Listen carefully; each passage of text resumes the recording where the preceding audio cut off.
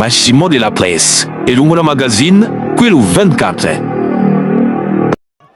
Si chacun s'accorde à dire que ce n'était pas le plus beau des matchs, ennuyeux même parfois, Kinshasa l'a vécu minute par minute jusqu'à la 100e et le fameux but libérateur. Coupe du monde, direction, Coupe du monde, Coupe du monde, direction.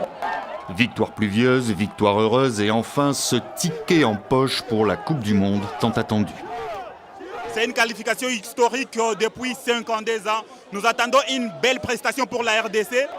Un petit but à 0 face à la Jamaïque a donc suffi à mettre un terme à 52 ans de malédiction. Les Congolais reviennent tout en haut de l'affiche football et joueront cet été leur Coupe du Monde prévue aux États-Unis, Mexique et Canada.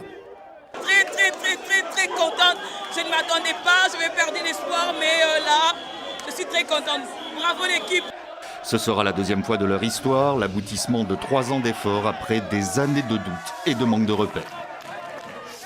52 ans après, c'est vraiment toute une histoire parce que ce sont nos parents qui avaient vu la dernière fois qu'on a été à la Coupe du Monde. Mais aujourd'hui, nous venons d'écrire une histoire que nous allons aussi raconter à nos enfants.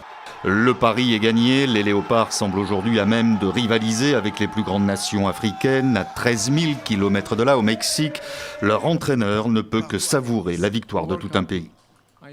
Nous, les joueurs savent qu'on est les ambassadeurs du pays et on est très fiers de montrer une belle image du Congo parce que le pays le mérite. Et les Congolais connaissent déjà leur premier adversaire dans la Coupe du Monde. Ce sera face au Portugal le 17 juin aux États-Unis. Ensuite viendra la Colombie et l'Ouzbékistan dans le groupe K.